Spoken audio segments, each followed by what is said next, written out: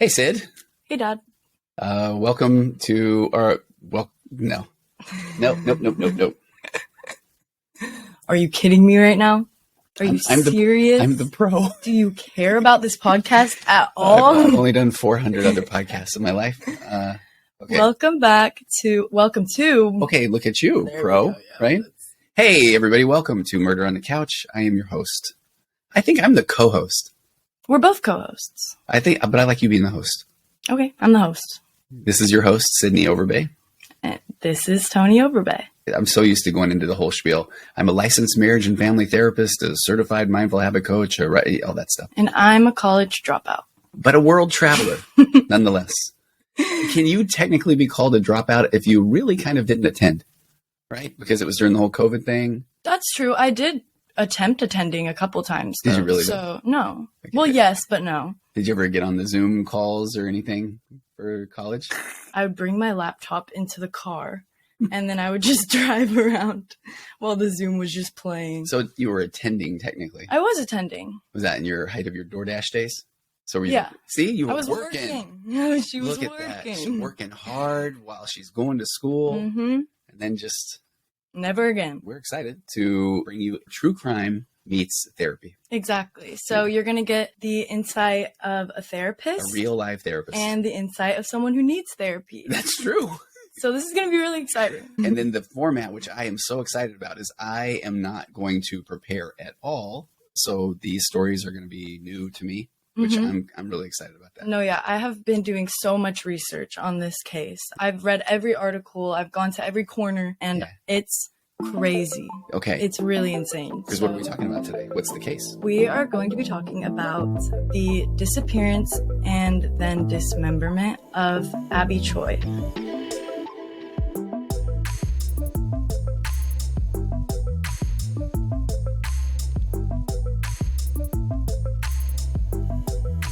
If you're listening to this, please check out the YouTube version because there's so many videos. I feel like it really changes something when you put a face to the name. Also, what if it has like 4 views? That would be really humbling, so you should really go check it out. Okay, bye.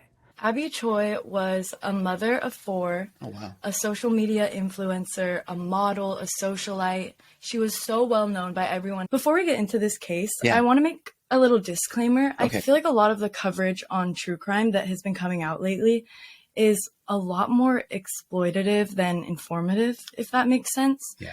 A lot of it is just like, oh, we want the gory details, the shock factor. It's gross sometimes. Yeah. And I really don't want that to be what this podcast is about. Okay.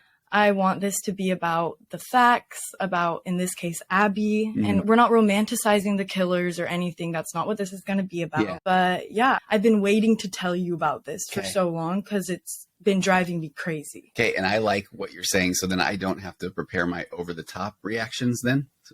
You know how, right? What? Or I don't have to do any of those, because I don't do that very well. No, this is going to be real. This is going to be real. Okay, which, if that's the case, are you prepared for me to interrupt? Kind of like I just did there, but with amazing therapeutic knowledge around. No. Okay. This is one of the fun things about me and my dad's conversations is nobody ever stops talking. No, we don't. We just interrupt each other back and forth until the conversation in the therapy world, I call it flow. Exactly. And when people don't appreciate that, they call it annoying. But I like the flow vibe. Let's talk about the case. I want to give a little credit. I want to give a lot of credit to Stephanie Sue. She's a true crime YouTuber. She's like one of the biggest people out there right now. I enjoy those. You turned me on to her. Rotten Mango is the name of her podcast. She goes to town on these cases and gives all of the articles that she used for research and stuff. So that really helped me with this. Credit to her. And we'll have links to some of the articles that you'll refer to in the show notes as well. I will be doing that, apparently. That's what you do. Of course. Yeah. Let's talk about Abby first. Abby was born on July 11th, 1994 in Hong Kong. Trying to do the math right now. 1994. When she disappeared, she was 28 years old. Okay. Super young. Yeah. She is the oldest of 2 sisters. So she has 2 younger sisters. And she has 4 children.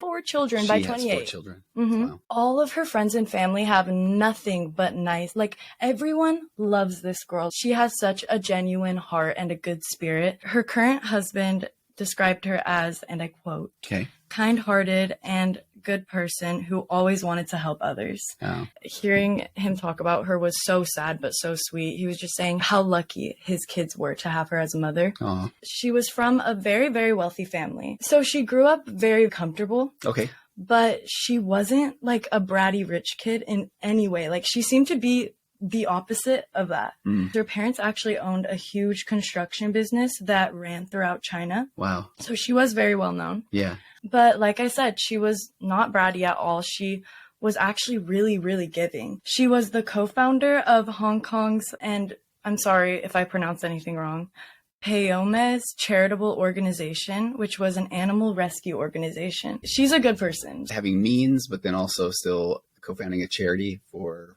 innocent animals. Exactly. Yeah. And I feel like when somebody is nice to animals, it really says something about their character, because there's nothing in it for you when you're nice to an animal, you know? Yeah. Like they're not going to be able to give you anything. So it shows a lot of selflessness, I think. One of her friends even tells a story about a time when they were walking down the road and they saw a very badly injured cat, like had just been hit by a car. He said there was flies around it and stuff already. And Abby was like, nope, we are saving this cat. I don't care. Like her friend was literally telling her like, that is a corpse. Like, don't. And she said, no, I'm going to save this cat. And she did. And the cat is doing so much better now. Really? Okay. So you spent time, you volunteered at an animal shelter in Costa Rica for 2 months. Did you save any cats like that? I was attacked by cats. I was attacked by cats. I was attacked by rats. Bats? There were bats. There were bats. Dogs? Dogs. But what was that like though? All of the volunteers that would come in and out, they were all such good people. Like you don't really catch like a crappy person volunteering at an animal shelter. No, but just like what's in it for them? Exactly. Right? Yeah. Just like I would presume you wouldn't catch a bratty rich person literally starting a charity for animals. Okay, first experience as therapist working with people that have money at times.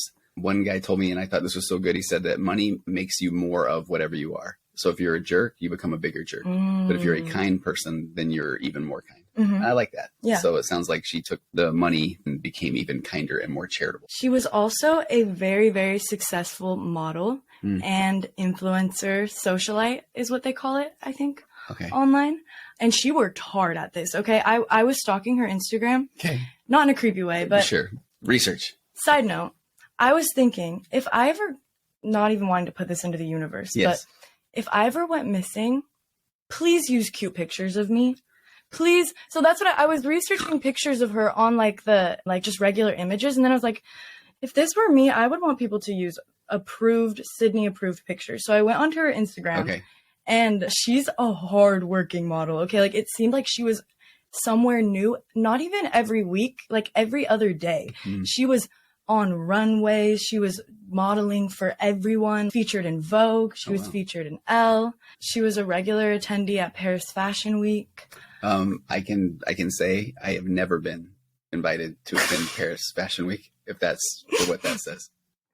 I wonder why. I don't know why. That must have got lost in the mail. Yeah, I guess I've already done one shout out for Stephanie Sue. How about one for Paris Fashion Week? I don't know why that's so funny. I'm going to be putting a lot of pictures on the screen right now just of her at all of her shoots and stuff because she looks amazing. She's so cool. One thing that just kept growing and growing as I was researching this case was my love for this girl. She's so cool. So this is one of my favorite looks that she did. I'm kind of excited to see this. They kept calling her a fashion icon. And at first I was like, fashion icon? Like, that's such a cringy word to say. No, she is a fashion icon. Look at this look. She's literally so cool. She's wearing like leg warmer boots. Like, I don't even know. A Chanel little dress thing. And like, she is so cool. I want to be her. Look at her bag. Look at that bag. It's literally like, it looks like a perfume bottle.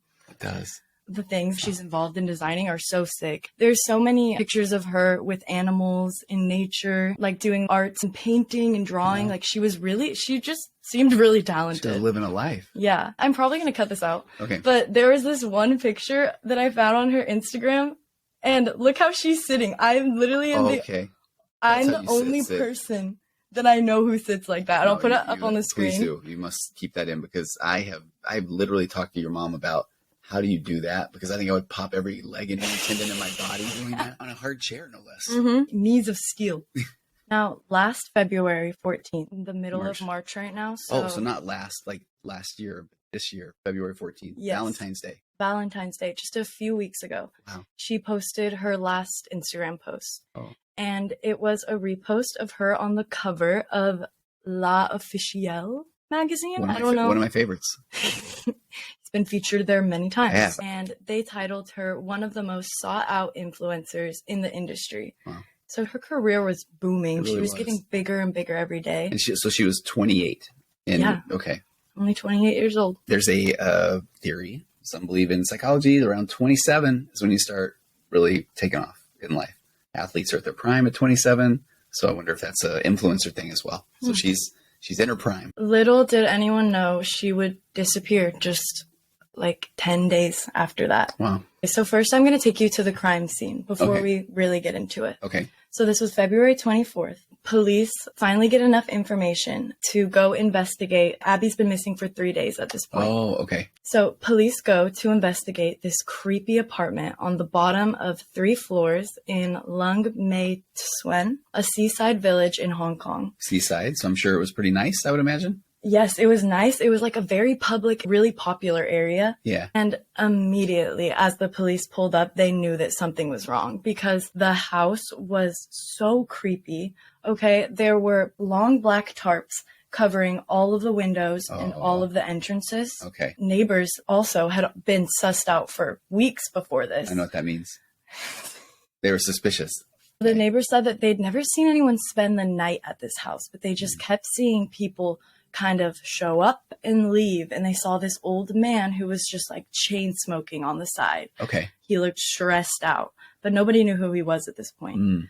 So the police open the door and the floors are covered in plastic. That's not good.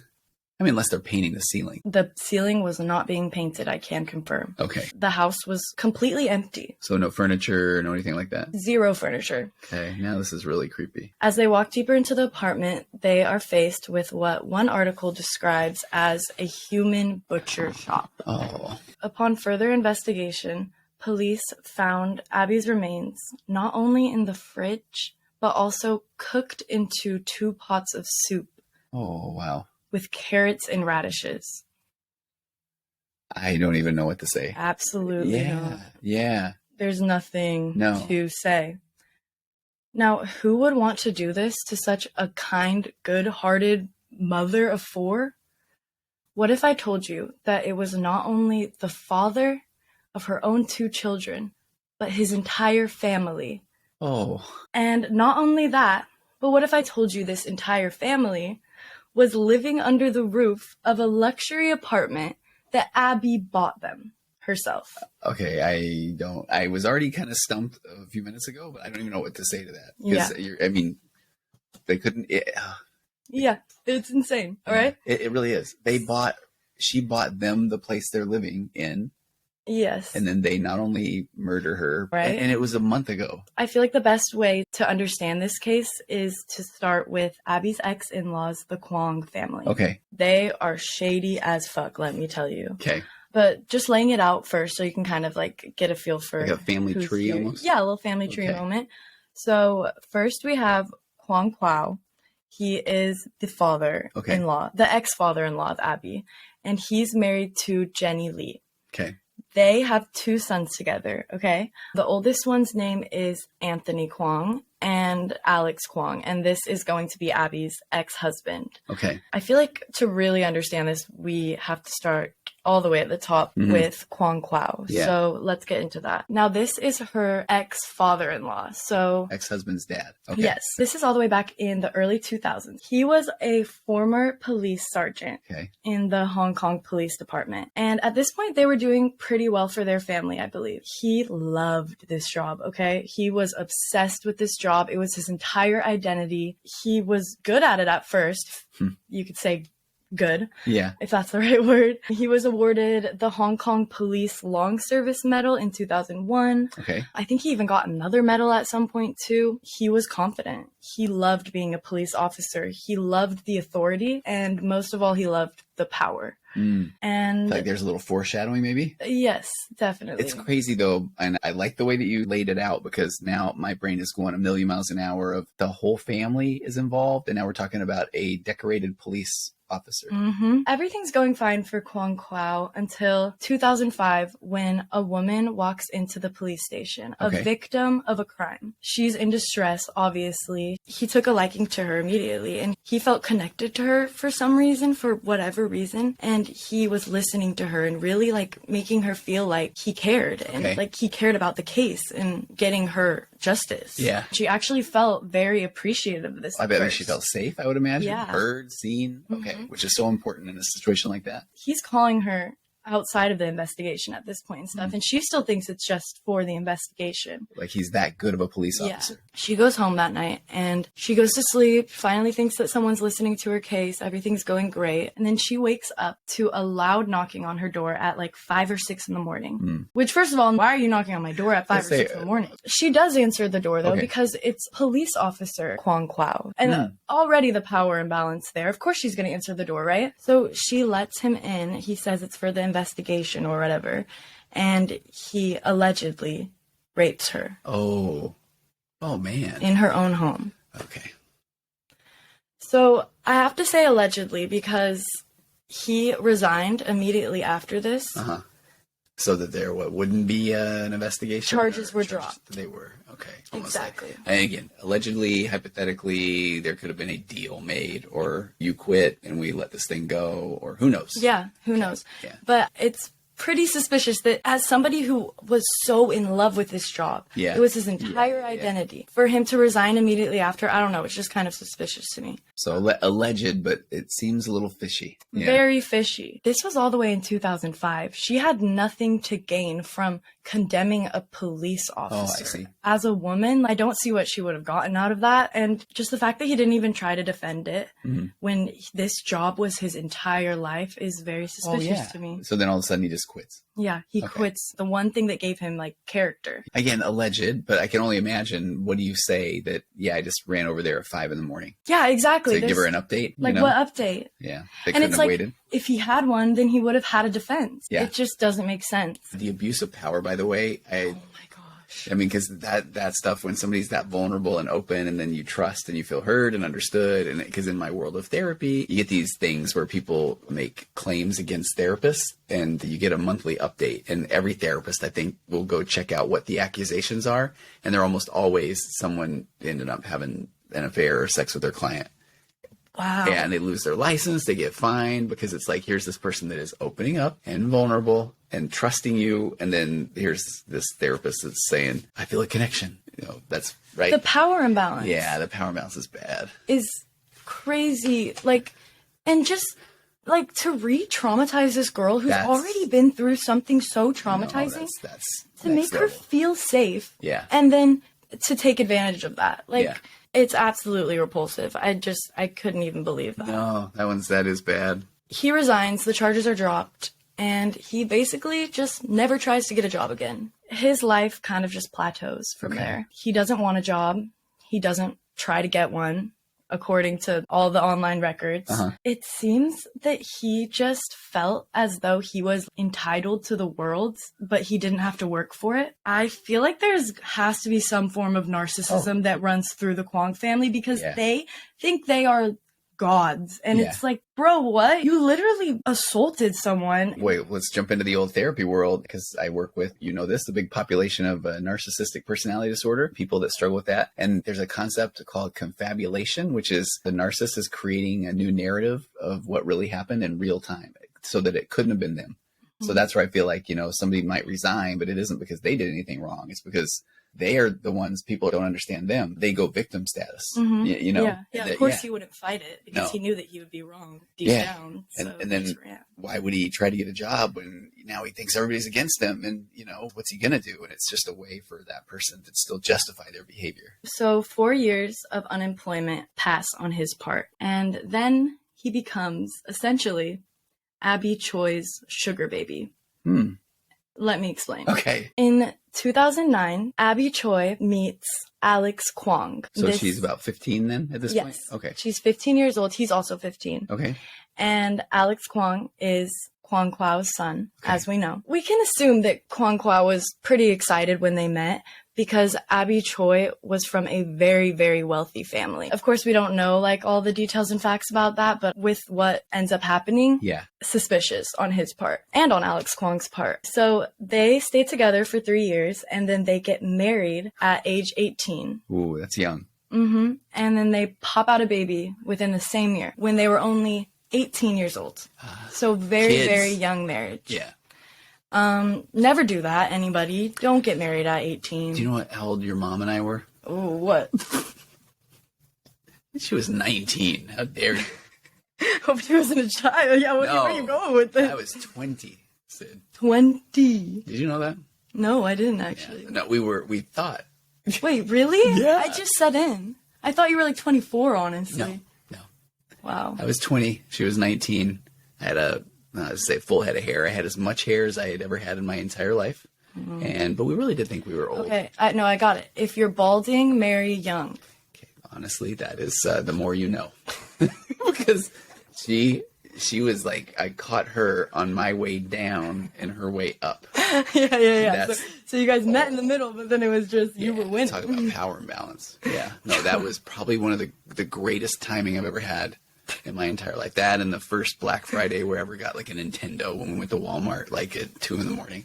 Those two things are some of the greatest timing that I've ever had in my entire life. You did not just relate your marriage to it. Let me call Mom. No. Let's see what she has to say. Do you know how old I am right now? Ooh, 70? Okay. What? You do not think I'm 70. But yeah, so they got married at 18 though. I mean, that's really, really young. He was really excited because Abby Choi's parents, they were very wealthy. And Abby was also wealthy herself. She ended up having a net worth of $100 million, not dollars. That's in Hong Kong dollars? Hong Kong dollars, okay. Yeah. $100 million. This is one of those things where that's either going to be $19.47 or it's still significant. Like she had a whopping $100 in her bank account. No, $12.7 million. Oh, that's nice. Yeah. Now let's talk about Alex. This guy was a douchebag, okay? He's a serial scammer. Diagnosis? Very much. That is a diagnosis. Okay. He's been wanted by Hong Kong officials since 2015 because he was involved in a gold scam. He ended up scamming people of almost $1 million.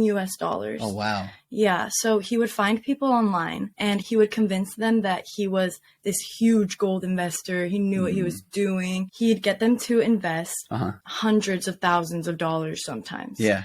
And then he would steal their money and ghost them, essentially. Okay. Said I've worked with people that have been scammed, romance scammed, financial scams. Really? Yeah, and it's so sad because a scammer has no morals, no morality, and so they just don't care at all, and they will do anything. I mean, now that's when you're starting to border on things like sociopath or psychopathology, where people not just emotionally immature, narcissistic, but zero empathy or care for others. What creates that? What creates someone to be born without morals? How do you not? It's interesting. It's a great question. So I work with a lot of narcissistic personality disorder, and that's more of a really extreme emotional immaturity. So they can't sit with any discomfort. They never saw healthy relationships modeled in their childhood. And so things like gaslighting is basically this childhood defense mechanism because they felt like if they were a kid and they got in trouble, then they may die. So they just, from the word go, they grew up and it couldn't have been them. So they get good at saying, I didn't do it. It was you. So that's its own thing. But when you look at sociopaths and psychopaths, now we're talking about some things happening in the brain. So there's areas of the brain that literally never get blood flow. So that there's the parts about empathy and things like that just nothing's happening there. So those are people that just literally don't fear or care. And a sociopath learns to act within the world and appear that they are okay. But sometimes they truly just don't understand. But then a psychopath is one that has no fear of getting caught, has no fear of punishment. And so they just will do whatever. It makes sense that the only relationship that he had to look at was his father, who wasn't even trying to get a job. I'm sure he was scamming too, honestly. I mean, I don't want to say that, but he definitely didn't have a great father figure in any way. Right. In my line of work, you're not making an excuse for the crime, but sometimes you can say, okay, that person, they had no chance in a sense. Yeah. it's so hard for me to believe that because there's so many people involved, and it's like, how did not one of you at one point ever just question this for a second? The motive itself is just disgusting. It's like you're biting the hand that feeds you. Absolutely. You're cutting off the hand that feeds you. Like, it's insane. It just... That is. Sick. Well, maybe as we get along through this, we'll talk sometime about narcissistic family systems. And that's where the whole family system operates around, in essence, this king narcissist. And then if anybody even tries to disagree, then it's like the whole unit is against them. And over time, then the person that maybe feels like they would want to get out of that environment, I mean, they have to basically cut off all ties. And that can be really difficult too. But you're right, though. If that many people are involved. Yeah. Cut off all ties or go to jail. Yeah. Like, that's why I kind of have to believe that there's some narcissism or something. I'm sure there's like probably more than that. There's probably like emotional manipulation and stuff like that too. But it just seems like they had to have big ass heads, and I don't know where they were coming from. Yeah. So he was a scammer, and then he would find people online, take their money, and just no regard for what. Zero regard. Yeah. It reminds me a lot of Andrew Tate, actually. I don't know if you're familiar with that. He had like this program called Hustlers University where like he would basically just teach people how to scam. It's so crazy. And I heard a little bit about him, but I'm almost going to say, thankfully, I don't necessarily work with the population that are eager to hear about him, but I would talk to people whose kids were getting involved with Andrew Tate. Yeah. Disgusting. Yeah. It turns out he was like a sex trafficker and stuff. Yeah. So yeah, kind of they run in the same lane. Man. I'm just going to say it. He was actually sued for more than $1.6 million. I'm assuming it was Hong Kong dollars. It wasn't specified. He was also recently charged again for, I think, 7 more counts of theft. Wow. He stole 39 necklaces, 32 bracelets. Wow. There's more. I have a list. Let me pull out my list. 102 gold grains, 6 pendants, 10 tails of gold, and 13 gold bars. And a partridge in a pear tree. I'm sorry, Sid. There you go. I mean, that just shows that this is that's the air he breathed. Yeah. Who can I manipulate? What can I steal? Who can I scam? I also don't think he ever had a real job. If he did, it didn't stick. I can assume that Abby didn't know about this kind of stuff at that point. They were also still pretty young. They stay together, and after 2 years, in 2014, they have another baby. Wow. So 2 kids now. Then in 2015, I believe, it was 3 years after they were married. There wasn't an exact date. They get divorced. Oh, I wonder, man, I wonder how she got out of that. I mean, I'm grateful that's so sad. It's so sad. I didn't even think about that. Like, she tried to get out of it. I know. That's why I want to say, man, I work with so many people that are in those kind of relationships, and then they get out, and then it's like just liberating and free. Yeah. But she had 2 kids with him. So I think that's part of the reason why she felt obligated to continue to support him. And it just sucks because he took that and he just took advantage of her. Okay, I just had the aha where you said when we were setting up the crime scene that, so then she was taking care of, that was probably the house that she had bought them. Oh, yeah, we'll get into the house too. When you hear the price, I just can't even believe. So yeah, they get divorced. We don't know exactly why. We can assume why. Oh, I think, Skip forward to 2016. Abby gets unofficially remarried. She reconnects with this guy, and they met each other when they were 10 years old. Oh, wow. They were like best friends in grade school, and then they reconnect. They fall in love. His name was Tam Chuk Kwan. Okay. And he was the son of the founder of Yunnan rice noodles. I don't know exactly. I like a good rice noodle, Sid. Yeah, they're super popular. Okay. 10 years old. They met when they were 10? Mm-hmm. Is there somebody in your past that was 10 that you would think would be? No. Okay. Next question. He came from a wealthy and famous background as well. They had that in common. Not that you need that in common. And not that Abby cared about that, which is another thing. She did not care about having that high title because she married Alex Kwong, which, no offense, full offense, he was not high up there on the pyramid. They stay together and they have 2 more kids. Okay. Another boy and another girl. Now, in 2019, this is the year that Abby bought her ex-in-laws that house that we were talking about. Wow. So she buys her exes a $9.3 million 4-bedroom luxury apartment, which, like, apartment, it's like a house, basically. Yeah. And then we talked earlier, so seaside town. No, this is a different place. Oh, gotcha. This was in a place called Kadori Hill. It was a really nice neighborhood. Wow. A very, like, highly prestiged, if that's prestigious. Prestigious? Yeah. I'm not even prestigious enough to know that word. But $9.3 million though. Yes, $9.3 million. And you could argue that it's because two of her kids were going to temporarily live there. Yeah. Because they were sharing custody, but... That's still incredible, though. Generosity. She didn't have to find a place for his parents either. No. Like, she didn't have that big of an obligation to them, and you can tell that she just was so giving. I can only imagine, because I work with this type of population, and I imagine that Alex just made her life just a living hell. Of, you know, with the kid drop off and, oh, you think you're making all this money. And again, all alleged. I don't know that, but just my experience is it's not like things are peaceful after somebody separates from somebody that's narcissistic. It kind of seems like all the effort is one-sided. Yes, absolutely. She bought the apartment. She was probably expecting that at that point he would maybe pick up some slack and get a job. Yeah. But no, they took all the gifts and they were like, yep. Mm-hmm. Sugar mommy me, Abby. Like, it just doesn't make any sense. They're living in this $9.3 million luxury apartment that Abby bought them. So Tam Chuk Kwan and Abby, they start a family together. They have 2 more kids. Abby's career is just taking off every day. She's just getting bigger and bigger, still supporting her exes. Which I think you made a good point. She's trying to be nice because there's 2 kids there.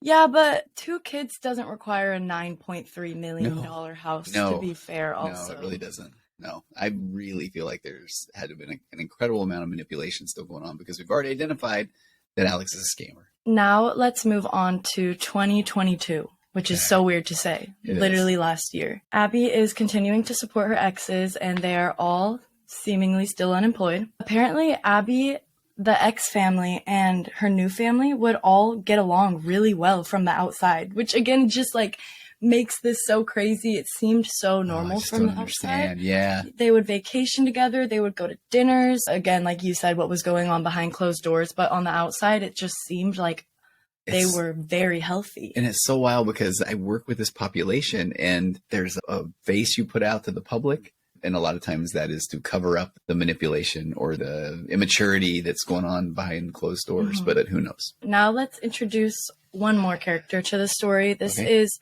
Alex Kwong's older brother, Anthony Kwong. Okay. Anthony Kwong and Abby actually seemed really close on social media. So it's like you never really know. But I think it was very, very recent. He literally posted a selfie with her that said like, "Sis, this is my sis." And he didn't even use that as an alibi. He actually just posted that. He ends up being the last person seen with Abby on CCTV footage. Oh, wow. Let's get into Anthony Kwong. Okay. He, like his entire family, could not keep a job. I guess at one point, Abby actually loaned him $1 million. I'm assuming it was in Hong Kong dollars. Okay. $1 million of anything. Exactly. $1 million of something. To start an egg waffle business. I like a good waffle. I just literally ate a waffle at our break. You did? I did. A strawberry, whatever those are called, waffles. Well, you would not be eating one from Anthony Kwong's waffle shop because it failed pretty much immediately. Oh, okay. Yeah. Okay. It fails. And this one article I read said that literally all Abby had to say to that, to the entire failing business, losing $1 million, was, it doesn't matter.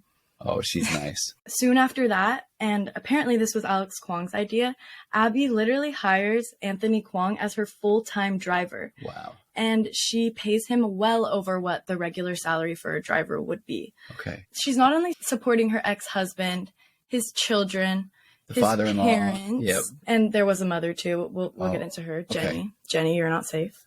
Not only that, but she also was fully paying the salary of Anthony Kwong, and she helped him to buy his own house. Oh, in addition to the $9.3 million. Okay. Yes.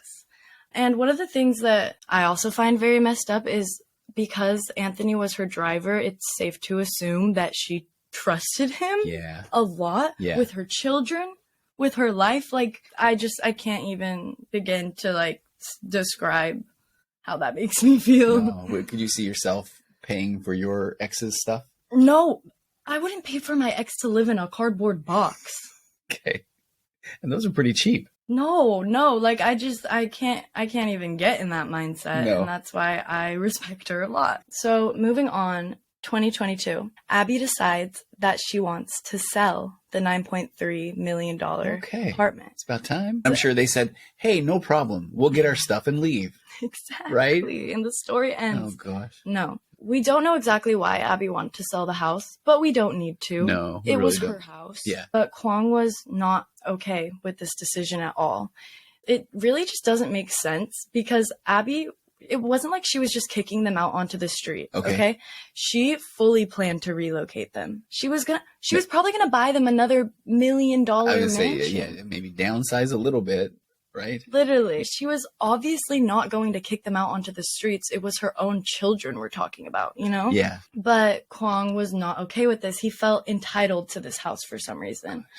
It's important to add that the house was written under Kwong Kwao's name. Oh, I'm sure he talked her into that.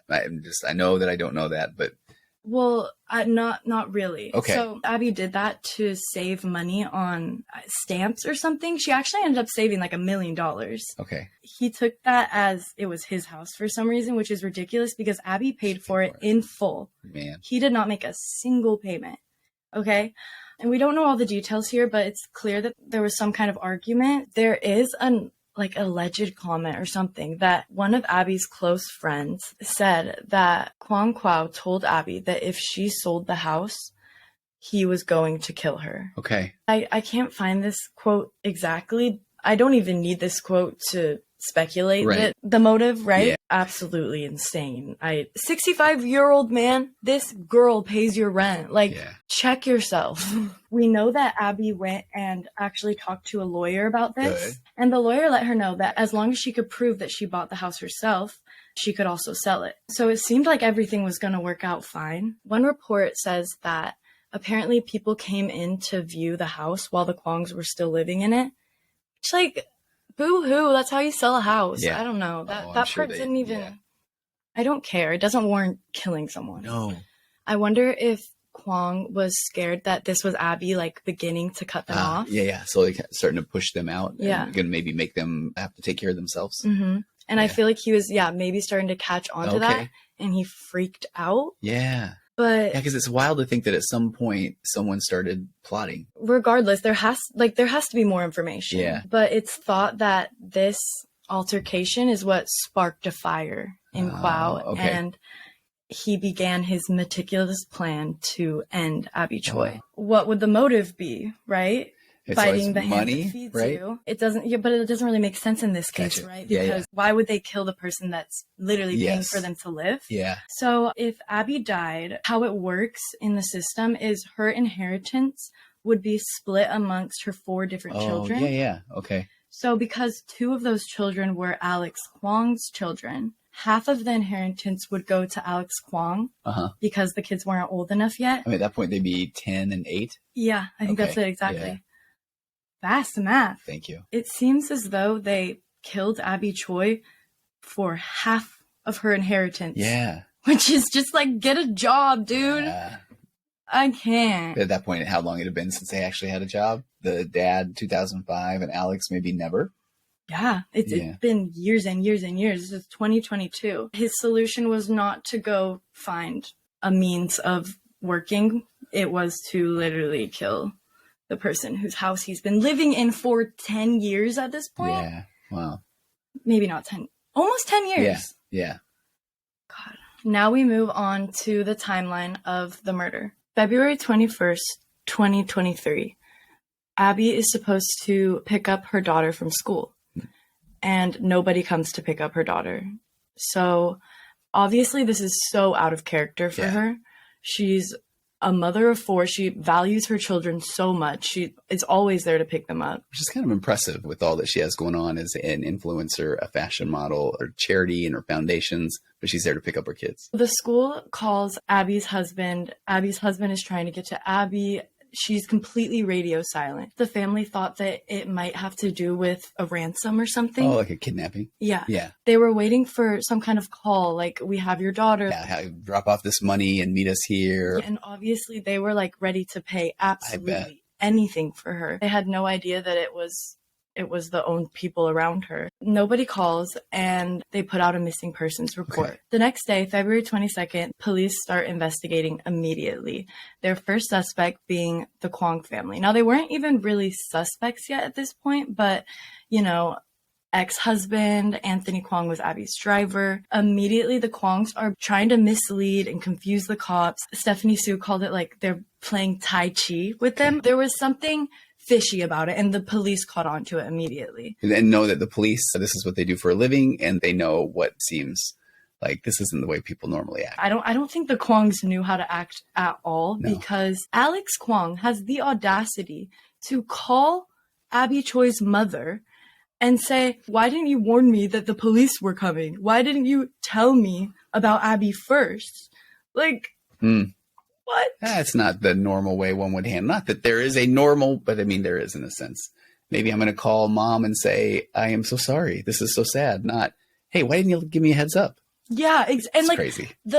See, that stuff's crazy. Like, yeah, I genuinely cannot even understand how your brain connects those to be like, oh, the police just got mad at me. Oh, I'm going to go scream at her mother. Yeah. Like, that makes no sense. Are you She's messing up their plan, though. So at this point, the police knew that the Kwongs weren't going to cooperate. Yeah. So they just went in instead. After checking CCTV footage, they saw that Anthony Kwong was actually the very last person to be seen with Abby. And we've identified he was her chauffeur. Yes. They go into the vehicle's GPS tracking or whatever. Yeah. Like, they can do that, I guess. Have you ever heard of a black box in an airplane? Nope. Okay. It's like if the airplane crashes, you can get a lot of data from it. Cars actually have a similar thing where you can go in and you can find out. It will tell you everything from hard stops, how fast you went, directions you went. So they can go in and basically find out where the car went. Wow. Isn't that a trip? They actually found that on the day of Abby's disappearance, Anthony's car, which was actually Abby's car, might I add, a 7-seater big car, had driven not to pick up Abby's daughter to an apartment in Long Mae Tsuen. Oh, this is what we talked about at the beginning. Exactly. This is the murder house. Okay, so I was confused. The apartment that now they know the car had driven to in the Seaside Village was not the $9 million house that she had purchased. No. That she was starting to say, hey, I think we might need to sell, which is what we were starting to think, oh, that's why Kwong Kwao was getting upset. Maybe that was where they started plotting things. And so then they go and rent this place. A new house. Okay. Which already... Thank you, GPS, in a sense. Yeah, right? Yeah. Wow. Which already just doesn't make sense at all, because why do they need another house? Right. Oh, Aren't they screaming and crying about how they don't have a house? Who rented this house? Yep. And don't kick us out of the other house. They have a $9 million house meanwhile, but now the GPS records show this place. The cops drive straight to this apartment, and as we described before, it's creepy, okay? It's covered in black tarps. They can't go inside yet. They don't have a search warrant. They can see from the outside something is going on in there. They're talking to all of the neighbors. I believe they did a door-to-door interview with everyone in the village. They were getting all the different surveillance footages from the houses, and all the dash cameras on the cars. Like, it is weird to think there are cameras kind of everywhere now. From the ring cams, the dash cams, the CCTV, to the GPS, to the... What were the Kwongs thinking? The idiots. Yeah. And that's where I'm like, they thought they were on top of the world, and it's like, you are just... But that's a narcissist for you, though. They are above the law, and they will get away with it in their mind, because they have up until that point, whatever it is, 32 necklaces, 64 gold chains, whatever those things are. Yeah. The dad cop not being acquitted for the alleged rape of that person that had entrusted him. Yeah. So at this point, they're getting away with, we've got us a $9 million house, everything. After interviewing all of the neighbors, they were able to get enough footage, basically, of them seeing Anthony. And they're going to see the Kwongs everywhere. Yeah, all around everywhere. Yes. And neighbors had been very suspicious at this point. They had a lot to say. They kept seeing someone show up to that house, but no one was ever spending the night. Okay. They saw some guy, I think we talked about this earlier, like chain smoking outside of it, never would smile at anyone, never would say hi to anyone. They finally got enough information to get a search warrant. Okay. And immediately they go inside, and it's just an absolute horror scene. There's plastic all over the floors. It's completely empty. No furniture. No furniture. I think there was maybe 2 pieces of furniture, but everything else was empty. The bedrooms were completely empty. There's only one reason why they rented this place. Exactly. It was not lived in at all. Wow. As they go deeper into the house, it just gets worse and worse. There was a meat slicer, an electric saw, Oh, man. A hammer, face shields, black raincoats. It was so obvious at this point. Premeditated, everything. And what really sold the police was a detail that we'll get into next. Okay. And that was Abby's purple handbag sitting in the house. Now, this was the last handbag that Abby was seen wearing on that CCTV footage when she was getting into Anthony's car. Oh, okay. Yes. So now that the police have all of this information, let's go over what they think happened the day of Abby's disappearance. Okay.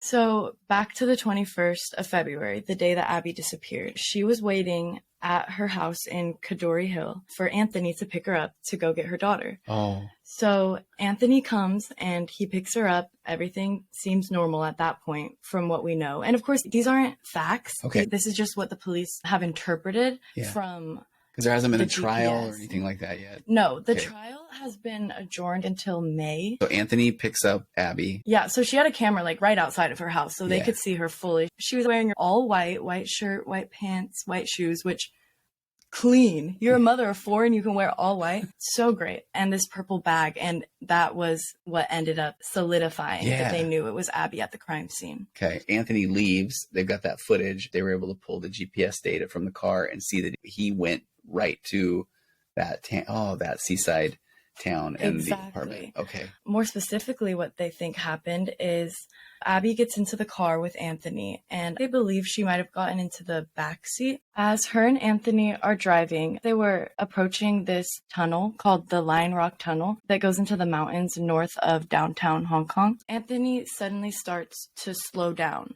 and stop the car. So at this point, I can't even imagine what's going through Abby's head. Because I'm sure, I guess I don't know the route, but she probably knows at this point we're not going to pick up. Yeah. Oh, that's sad. Scary. He pulls over and he stops the car. I don't know if there was conversation, if there was arguments. Can we also just talk about how this is Anthony Kwong, her own personal driver? Like, she trusts this man. Like, this is essentially like a kind of like a bodyguard almost. She trusts him with her life and he's betraying it. The car slowly comes to a stop and the police believe in comes Abby's ex-husband, Alex Kwong. But she was terrified. Now, nobody knows exactly what happened after this point. Okay. But it's guessed that there was some kind of altercation that happened in the car where Abby was either knocked out or maybe killed right then. Yeah. I cannot even imagine how terrifying that whole situation would have been for her. Mm-hmm.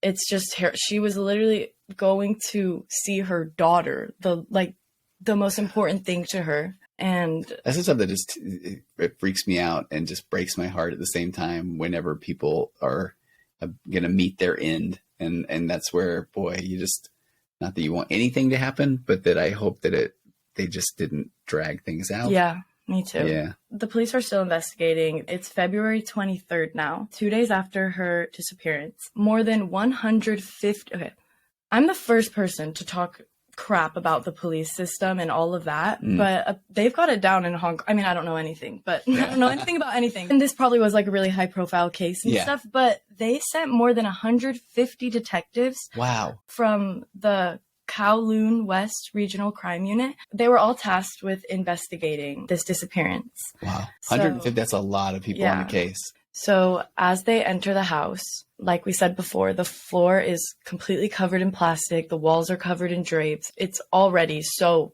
terrifying. Mm-hmm. I can't imagine, like, those police officers could not have been expecting what they were about to see. No. They found 2 giant pots of soup, which upon further investigation, they found to be Abby's remains and Abby's head. After investigating and finding Abby's remains in the soup, and they also found, this is terrible, just warning, 2 of her legs in the fridge. They still couldn't find all of her remains, though. They did find that on the back right, I think, of her skull was some kind of marking or indentation of assault. So we don't know exactly what. Hit her in the back of the head at some point. That's what police assumed could have happened, maybe in the car to knock her out before the tunnel. But then, unfortunately, like, nobody knows when she actually lost her life, and hopefully it was just right away in that car. Honestly. Like we said before, though, how many people are in on this? They're part of this plan, and then they know that they're going to cook her and eat her? And how did not one person have something to say? Okay, so now let's get into the arrests, because there are a lot of them. And don't you feel like at that point, they have everything they need? Oh, yeah, and they did. February 24th. Okay. In Hong Kong. Wait, when is your birthday? February 25th. Oh, wow. Yeah. Okay. Weird, right? Yeah. I was blacking out while this guy was getting arrested, is basically what happened. Asleep. But sure, yeah. Okay. So right away, February 24th, after investigating that terrible house, they go straight to the Kwongs to arrest the whole family, okay? Yeah. Anthony Kwong is arrested, Kwong Kwao is arrested, and their mother, Jenny Lee, is also arrested. Wow. She was just arrested for destroying evidence, while the other... So she's in on it. Yeah, no, they are all in on it, which is so insane. Yeah. Anthony and Kwong Kwao are obviously facing murder charges. Yeah. But Alex Kwong is nowhere to be found. Oh. Yeah. But we think that he's the one that had jumped into the car before the tunnel. Yeah, no. And so where was he? He's running for his life. He's scared. Like, oh my, this guy, he's such a little wimp. Like, he'd been running from the cops since, what was it, like 2015 for that gold scam. Oh yeah, he probably knew the second that he got arrested they were going to be charging him with this, and they did. Thank God. Okay. Nobody can find Alex. Where is Alex? And I'm sure that Anthony and Kwao and Ginny, nobody's going to tell. Oh yeah, nobody's cooperating. No. February 25th, the very next day. And your birthday, I might add. And my birthday, yeah. The police intercept him trying to escape on a speedboat. Oh, this is like a bad movie. Yeah. But he gets caught. Thank God. Yeah, he's on a speedboat and he had I think it was like $86,000 US. Okay. And then he had like a ton of just luxury watches, with him. So let me grab all my stuff while I go on the run in my speedboat. Yeah, he really thought he was like freaking James Bond or something. I didn't know if you would know that reference. I honestly, it's a total James Bond move. I don't know that even as a cultural reference. Yeah, now that I say it, I don't really know, but I'm glad that it worked. It's 100%. I immediately thought, that's a James Bond thing. No, yeah, but that's not him at all. He's quite the opposite. Yeah. He's a shrimp little... Oh my gosh. Okay, so the police intercept him. They find him. They pull him off his speedboat or whatever. Yeah. And he has the audacity... Okay, maybe... this is real, but he literally tells them that his stomach hurts. He's like, did he have a tummy ache? Well, then they're probably going to let him go. I mean, if he had a bad tummy ache, then, you cut the guy some slack, right? Did he really think that they were going to have sympathy for him? Who cares? I don't care if your tummy hurts. Why do you think your tummy hurts, bro? Because you're a murderer. It's so crazy. So we're probably going to find out because he swallowed some watches so he can try to... Literally, instrument in prison or whatever. So they take him to the hospital for his tummy ache, and then thank God he doesn't slip away or anything. Okay. They keep him. He's arrested, and he gets charged for so many. He gets charged for 7 different counts of theft that we went over earlier. Yeah. They're getting on him for everything, and obviously murder too. So at this point we have Anthony, Kwong Kwao, Alex, we got Ginny the mom. Yes, all arrested. They also arrested this guy who was trying to help Alex escape on the boat. So I guess he was like a yacht guy. A salty sea captain. Yeah. Okay. He was So arrested. up to 5. And then now a 6th person is arrested, okay? And you're like, who even could this be? So the police actually find out that Kwong Kwao hadn't even been the one to rent out that apartment where they killed Abby. It was actually his mistress. Wait, let me gather myself and act surprised. Wait, he was unfaithful? Yeah, who would have thought? No, Now that crosses the line. This guy, he was a cheater too. Yeah. Of course he was a cheater too. Shocking. So I'm glad. So she rents the place. She's aiding and abetting. I don't even know. I'm making that up. I've watched some Law and Order. Sounded right. Yeah. So we're up to 6. Yeah. So this lady, she was a masseuse, and she helped him to rent out that house. Which, Kwong Kwao, you can't rent out your own house. You can't even rent out the murder house either. How he can't do anything. No. So apparently his mistress had been not showing up to work. And she was just telling everyone, she's like, yeah, I found like this nice rich old man who's taking care of me. Like, oh boy. Oh, so I wonder how long she'd been with him, and now she's arrested as accessory to murder. yeah. And she thought that she had a sugar daddy. Yeah. Little did she know her sugar daddy was a sugar baby. Yeah. To a 28-year-old girl. Like, this, it's insane. So, yep, a sixth person is arrested. At this point, it seemed like everything was kind of wrapping up. Right. Nope. March 9th, another person is arrested. So we're talking 10 days ago. Yeah. At the time of this recording. At the time of this recording. Hopefully I can edit fast. Yeah. This girl was, I think she was a social media influencer also. Oh, wow. Her name was Irene, and she helped Alex hide from the police, basically. 7 different people arrested, all for this one case. Mm. How did no one, Yeah. how did not one person say something? Like, how did nobody think that this was not okay? And not just even just not like just a normal murder is okay. It's not. But the fact that they had this murder house and they had all the killing devices, and then So premeditated. So, yeah. And then the where does the cook her and eat her? And that part is so sick. Okay. It really is. I do want to talk about that. So there is that creepy element of like, why did they have her in soup? Yeah. What were they doing? Yeah. I saw a couple articles written on this actually, and it was just the whole vibe of the article itself is creepy. But Okay. I guess it's like an actual problem, air quotes around problem, in Hong Kong, because it's like it's so public and so like, what's the word? Populated? Oh, I was going to say, like, the population is so condensed and congested. Basically, it says, the dismembering of limbs reflects the realities of life in Hong Kong. Simply put, it is much harder to hide a body in the tightly packed city, home to tiny apartments in some of the world's most densely populated neighborhoods. I guess people think that this may have just been a way to get rid of her body. Yeah. But I don't know. I know okay, I used to travel to Japan 4 times a year for a decade. So I went there so many times. And we used to joke about try to find a garbage can anywhere because it's so densely populated that people were so, you recycled everything. You were very good about not wasting, and they're just really, it's not like us where there's big dumpsters everywhere and you're just big garbage piles, or because if you can't get, I mean, I see what you're saying. The article, it's an odd vibe, but I'm looking at it right now as you're saying that in Hong Kong's subtropical humid climate, the smell of the body very quickly captures attention. Hence why some murderers might attempt to remove the smell by cooking dismembered parts. So it's like, you can't just go put it out in the woods somewhere because you're in the city, densely populated city. Yeah, I guess. It's crazy. I don't know. It's so interesting. I don't even know if interesting is the right word. Yeah. But it does seem like it was really hard for them to dispose of her body. I think they like attempted to take it to a cemetery. Basically, they were like spreading her remains like all over. Throughout, yeah.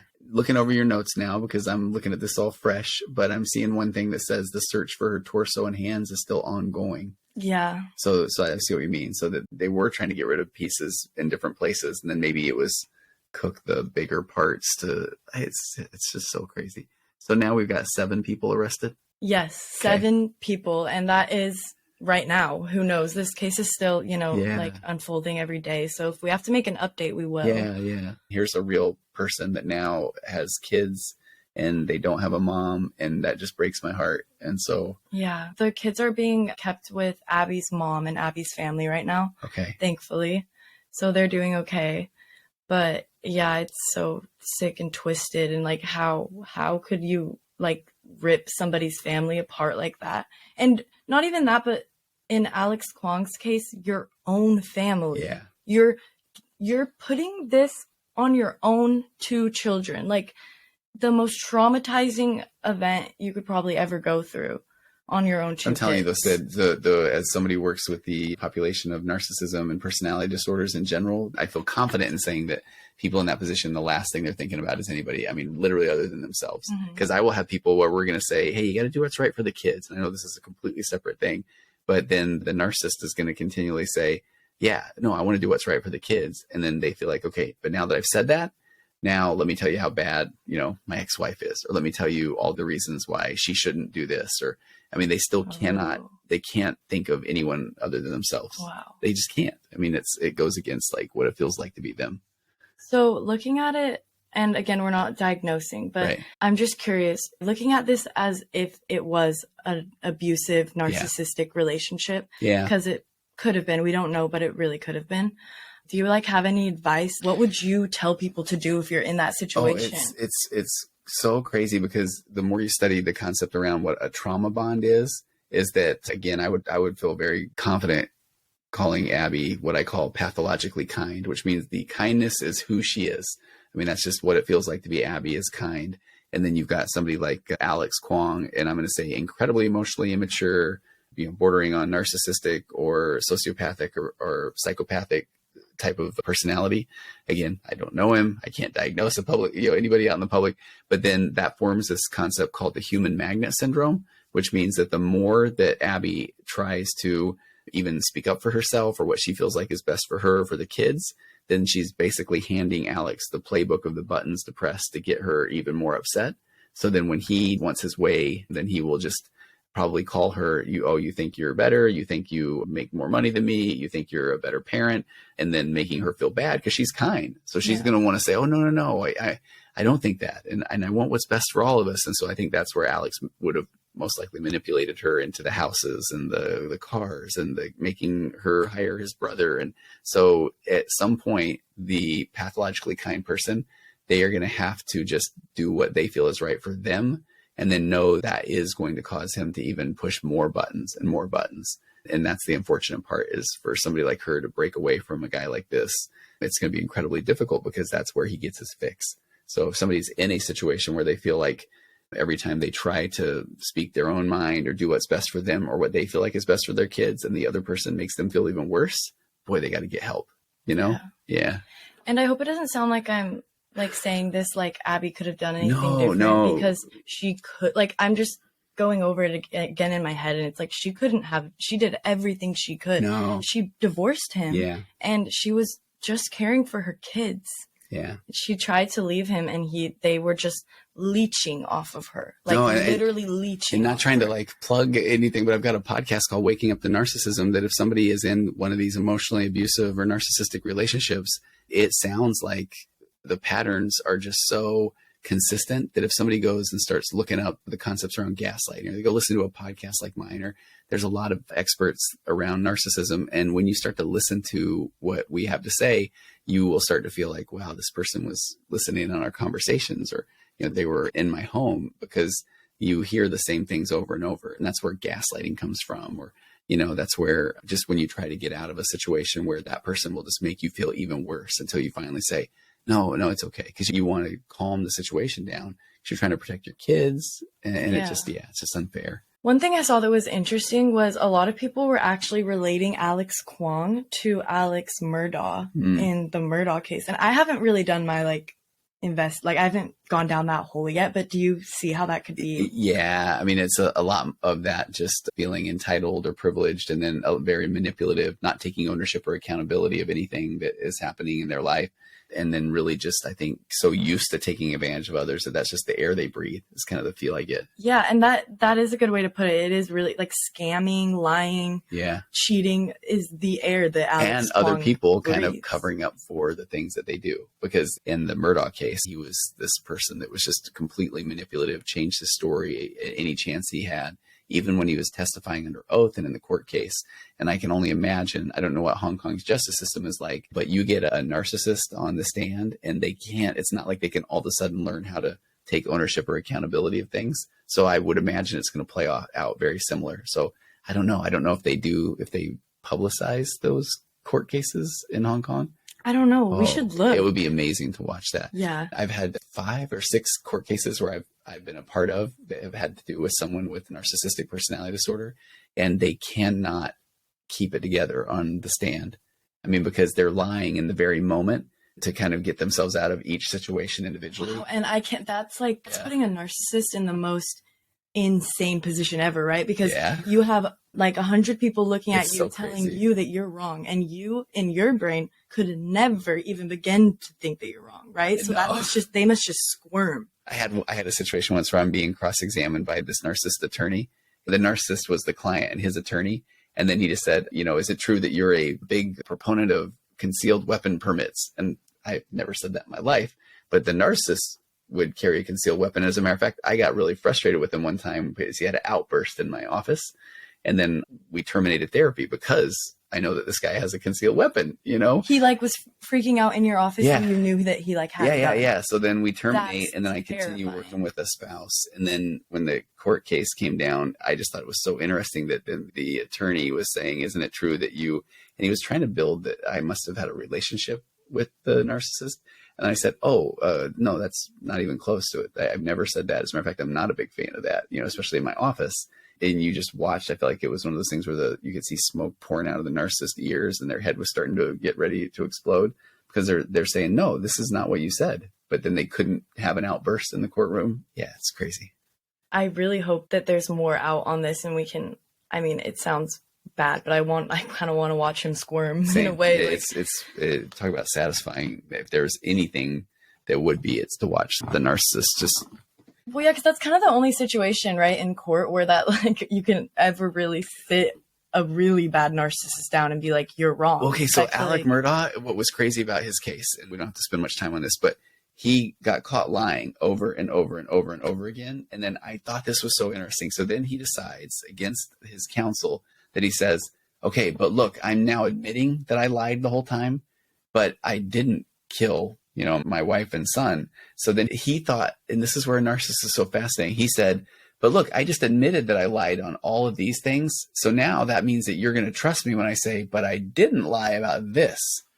And in his mind, he's like, that makes good sense. Like, no. But literally just had lied throughout the whole proceeding. And then finally they said, did you lie about all these things? And he was like, man, it turns out I did. But if I'm admitting to that, then you'll believe me with this other thing, right? Yeah, and he really thinks he's got that charm, right? Or whatever. Like, so I can only imagine what would happen with Alec. Don't worry, you guys. Like, I promise. Like, I know I messed up before, but now I promise. Like, yeah. Dude, you're just a liar. That's all you'll ever be. Exactly. Yeah, I thought that was an interesting comparison. I definitely want to, like, maybe we could do that, the Murdaugh case. Oh, it would be amazing. Okay, so if people have thoughts as well, I mean, send your questions in, right? Yeah. I guess we haven't even identified like how to yet, right? Because we have a murder on the couch now. We have okay, you can edit that part out. That was beautiful. Thank you. I think that's pretty much all the facts that we have today. The court hearing, is that what you would call it, is going to be in May, I believe. So there will be updates. There's not a death penalty. I was going to ask you about that. Yeah, there's not a death penalty there, which, not to be like sadistic, but sorry, you have to sit in a jail cell forever, cry about it. Yeah, maybe hopefully his tummy won't. Hopefully your tummy doesn't. Yeah, hopefully they got some Tums for you in the, oh God. But yeah, I think that's it. Okay, so I'm sure that we'll see you on the next episode where we'll cover yet another case, but I no doubt we'll come back and talk about this one in the future. Yes, for sure. All right. Thanks, Ed. Thanks, Ed. Thank you, guys. See you next time on Murder on the Couch. Da, da, da.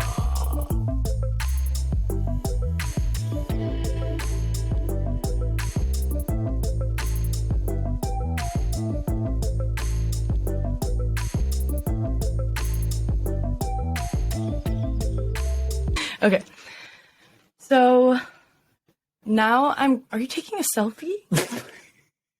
What are you doing? I thought it would be good. I didn't think you'd look.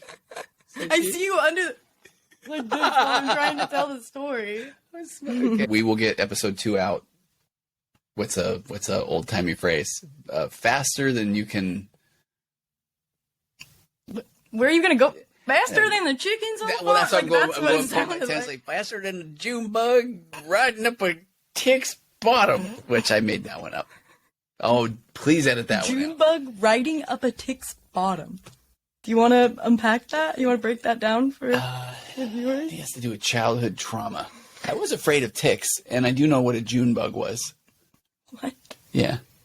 We'll see you next time on Murder on the Couch. Which just, again, makes all of this so weird. It's so weird. Yeah. Is this a safe use of the word sus?